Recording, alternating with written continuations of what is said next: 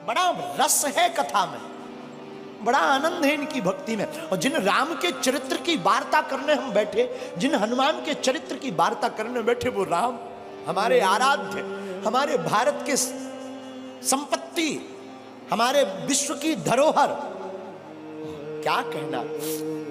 राम जी ने जब रावण का वध कर दिया, रावण मारा गया,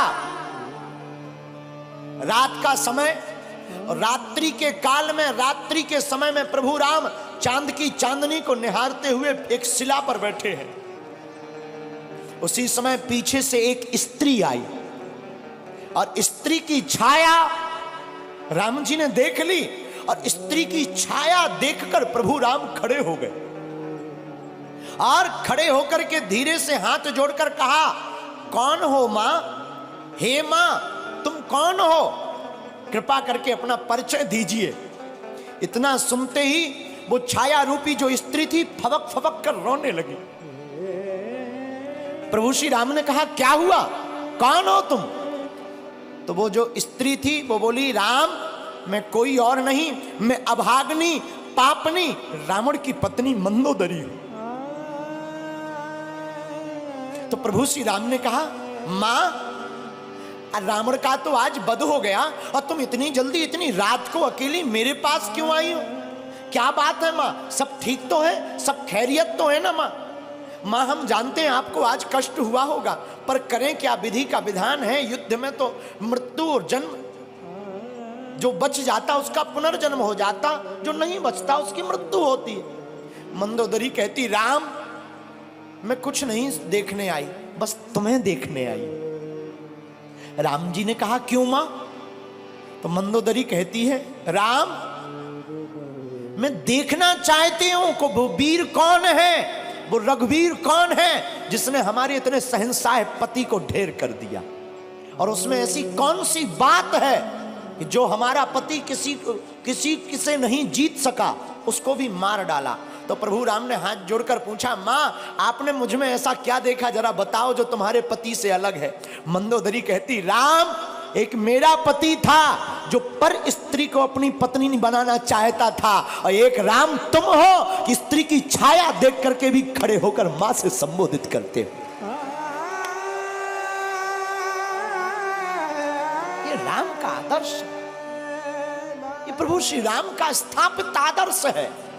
ये हमारे आपके भारत के लोगों का सौभाग्य है। मेरे लोगों, आज तक तुमने सिर्फ राम की रोती हुई बातों को सुनकर उन्हीं को चित्त में रखा।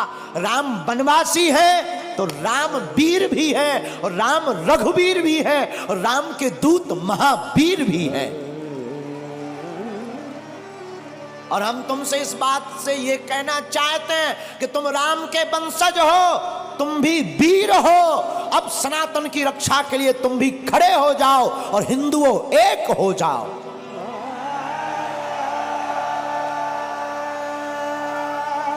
तुम्हारी भी बारी है मेरे पागलों।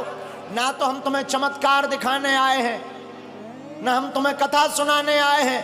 100 की बात यह, हम तो अनपढ़ गवार हैं। सच बताएं, हम तो कुछ नहीं जानते, अनपढ़ गवार हैं, बहुत मूर्ख हैं, हमारी कोई पढ़ाई लिखाई है नहीं। जो भी है गुरु कृपा, हमें तो हनुमान जी ने चुना, ये हमारा सौभाग्य है। बस आप लोग हमारा परिवार हो, और हम चाहते तुम्हारी आंखों में आंसू न रहे और तुम भी हनुमान जी के हो जाओ। हम चाहते तुम भी मुस्कुराओ, हम चाहते तुम भी बागेश्वर बालाजी के हो जाओ। हम चाहते तुम्हारी जिंदगी में भी खुशियां भर जाएं, हम चाहते तुम्हारी जिंदगी में भी बहार आ जाए, हम चाहते तुम्हारी जिंदगी में भी पूनम का चांद बना रहे, पूर्णता का। और रामचंद्र है, राम जी का नाम भी रामचंद्र है। और हमारे हनुमान जी प्रभु चरित्र सुनवे को रसिया, वो भी तो कथा में प्राप्त होते हैं। इसलिए सुबह शाम 8 याम यही काम किए जा, सुबह शाम 8 याम यही काम किए जा, खुश होंगे हनुमान राम राम राम राम राम राम। कौन कौन हनुमान जी को खुश करना चाहता है? आज ही घर जाकर कल झंडा लगा लेना राम नाम का, और घर के बाहर लिख देना जय बागेश्वर धाम, जय सिया राम, सत्य सनातन धर्म की।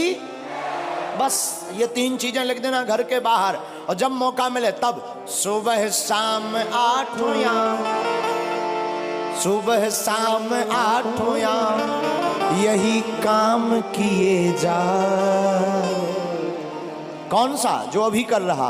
खुश होंगे हनुमान राम राम किए जा, राम राम किए जा, राम राम किए जा। आज से कौन कौन हनुमान जी का हो गया? पक्का कि कच्चा? अरे राम बुलावा भेजिया,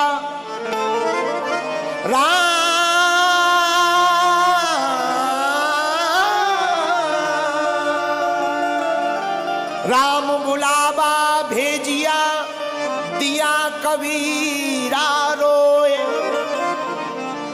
जो सुख साधु संग में, जो वैकुंठ न हो, जो सुख साधु संग में, सो वैकुंठ न होए।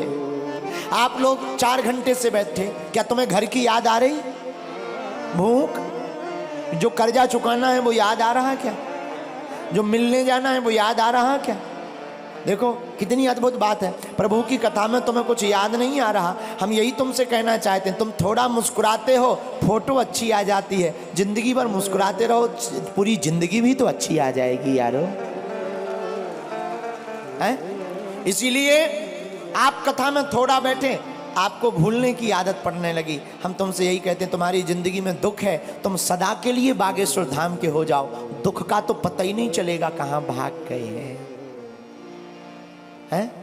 राम बुलावा भेजिया, दिया कबीरा रोए, जो सुख साधु संग में, सो वैकुंठ न होए। और रामचरितमानस में गोस्वामी जी कहते हैं, सत्य संगत मुद मंगल मूला, सत्य संगत मुद मंगल मूला, सोई फल सिद्धि सब साधन सूला।